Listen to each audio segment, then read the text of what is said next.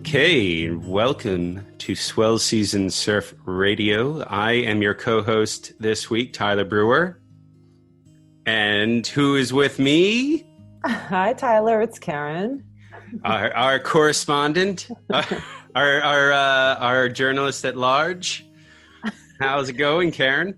It's going okay. We're alive. That's kind of like the bottom line at this point, Many people can't say that. So, grateful to be here and to see the changing season and see, just be here.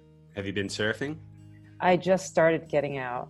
Good. I think the first few months, I just didn't even have the taste for it.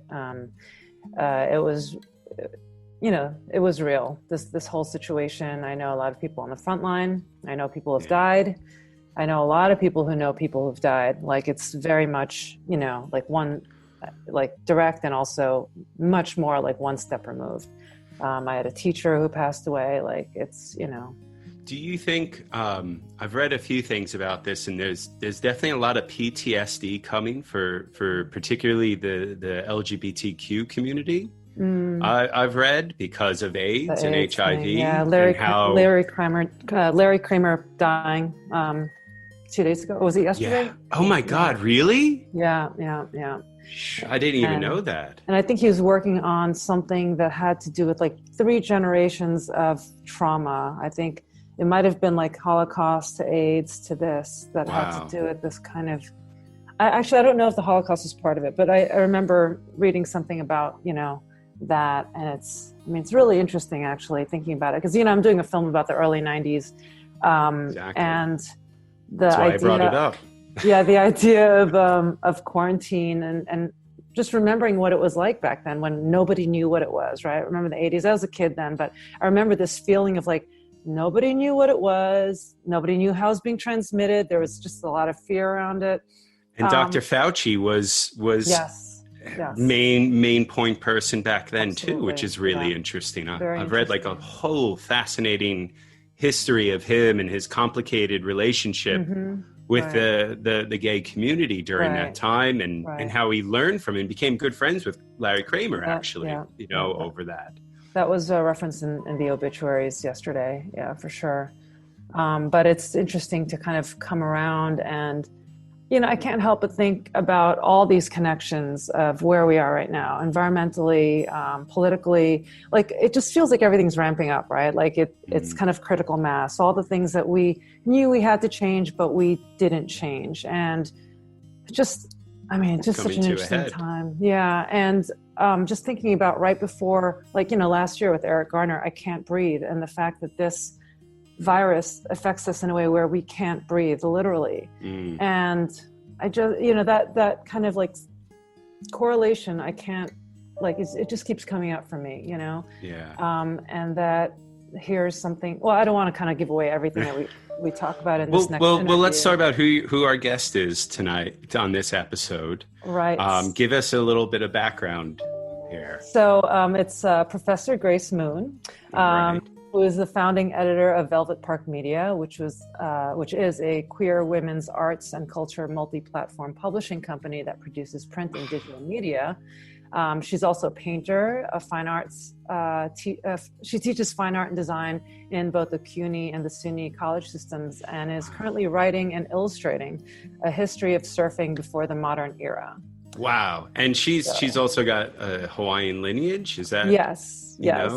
So basically, I wanted to interview Grace for the show because it's both been warming and completely fascinating to witness her return to surfing in recent years after a long hiatus. That's like 20-year hiatus. And she grew up surfing in Honolulu, but when she moved to New York City, like in the late 90s to get her MFA at Pratt, she just never imagined it possible or desirable to surf here, of all places, obviously. Like, she would go to the beach and she'd be like looking for waves, and she's like, she heard people surfed here, but every time she went to the beach, clearly she wasn't looking at the right places. She was like, I don't understand where. She never saw a surfer, She kept going to Coney Island, and Swell just doesn't wrap around in there, really. She taught in Jersey somewhere, and all this time, I'm like, you didn't see a wave in Jersey in all those years, like 10 years, Wow. And but then, over the recent few years, she started getting a whiff of the surf craze that was like bubbling over. And she thought, for shits and giggles, like, why not? Let's go find something, and found a friend. And she went for her first time, and she's like, that was kind of fun. And then I run into her beach probably on her second time out, and that was it. That was a wrap, and we've been surfing together ever since. I can't get rid of her. And she's the one who keeps calling me to like, it's awesome though. Now, so she's also, she's in a really complex situation right now. Right. Well, before that, I wanted to kind of go into the the context in which I knew her, which is always city things and queer nightlife and culture from the early 2000s. So, and we were both living in Bushwick at that time, and I never knew, I knew she was from Hawaii, but I didn't know how deep her roots went. Yeah. So when we first started surfing, I was just astounded by the speed in which she just ramped up her surf game from like 0 to hurricane grade. Muscle memory comes back pretty quickly. It's like unreal. 20 years, imagine. And she's not really like, I don't know her to be like a workout queen or anything like that. Yeah. Like she just, and it was in September to remember that year. Was it 3 years ago, I think? Mm-hmm. And it just like became this obsession, right? So every time I'd see her, there's like a new board, new gear, because, it's all new for her. She's never surfed in cold water. Like every time I'd see her, I'd be like, what is this new board? And it would be totally like inappropriate for, New York. And I'd be like, so she'd be testing, yeah, that doesn't work. I'm getting rid of that board. It was like always something. I'm like, oh my God, you're just obsessed. And then she, shaped her own board, and she was the only woman representing in your It Doesn't Not Work event, which was so awesome. And now she's writing a surf book, and that's like literally within a span of a few years. Amazing. But I would mainly be blown away by, every time we'd hang out there, the most casual of moments, she just kind of dropped this like, morsel of thought, which would reveal like this thorough wealth of knowledge of surfing in Hawaii as both a surfer with rich personal experiences and as an academic and intellectual, like who has the ability and language to untangle Hawaii's history and thus surfing's history from its like colonialist and patriarchal lens in which it's pretty much, written.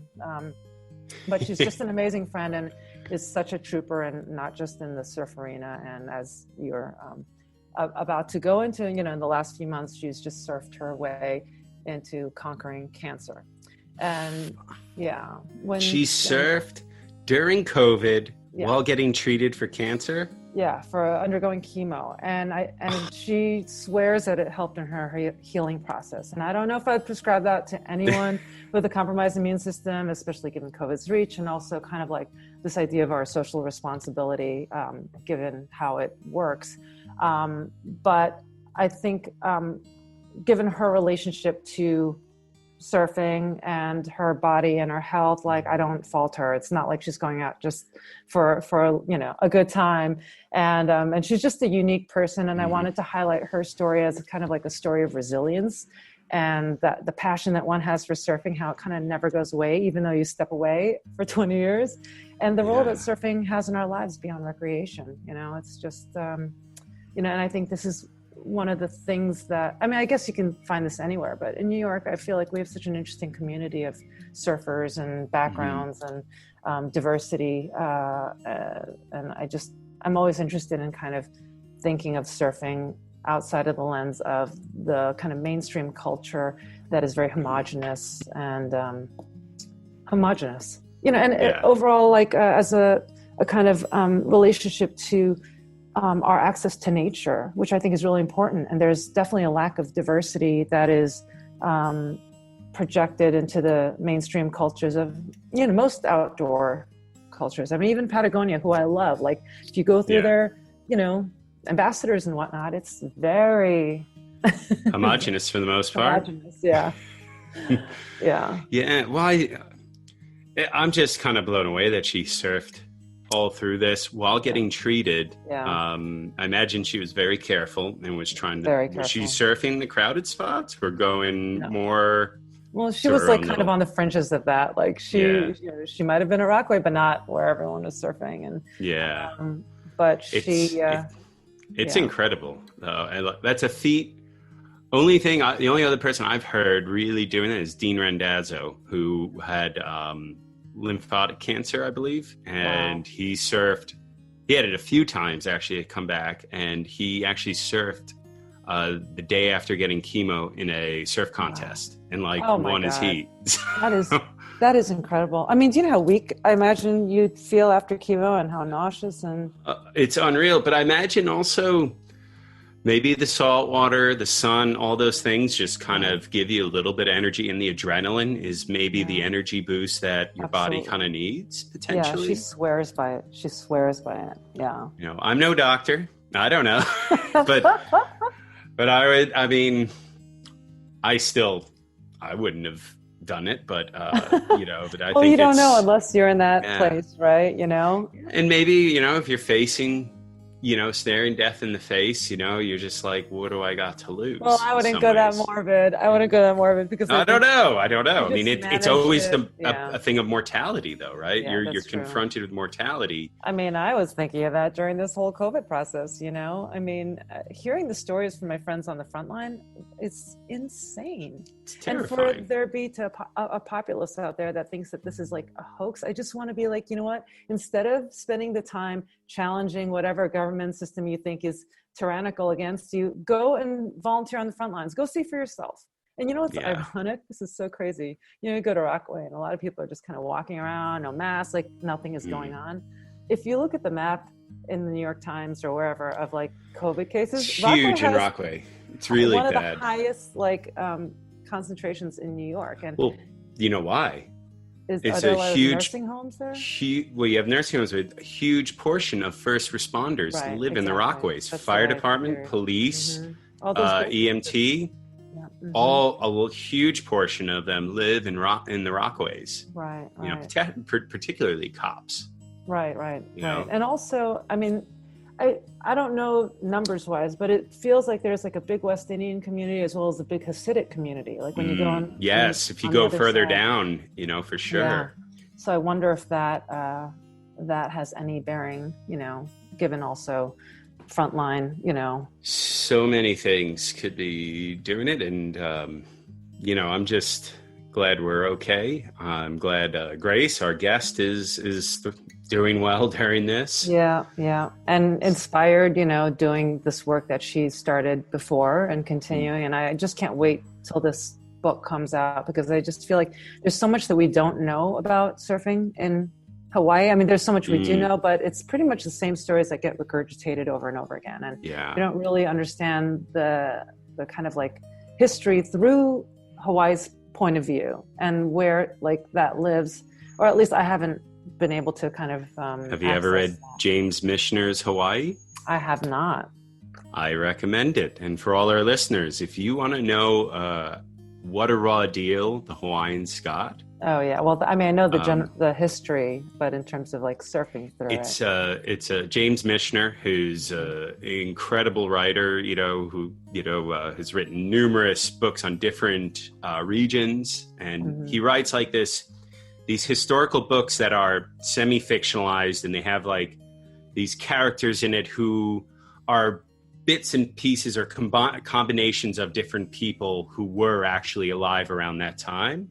And they, you know, and they make it in a very interesting story format, and tells about the formation of Hawaii, and then how the Polynesians, you know, made it to Hawaii and settled life. But then, you know, it jumps all the way to when the Calvinists come, and the exploitation and the sickness they brought, and then, you know, and then the obviously everything to the takeover of the Hawaiian crown, all that stuff. So it's so if anyone wants to know about, you know, good Hawaiian history and get a really good perspective, that one is a great book. That's a book that Eddie Aikau told Rabbit to read when he was, you know, after the whole busted down the door thing. And Rabbit always credits that book to helping him understand how hard the Hawaiians had it. And made him why much the response more humble. Was what it was. Totally. To the Aussies that came over. Exactly. And actually back to Grace, what, you know, and I mentioned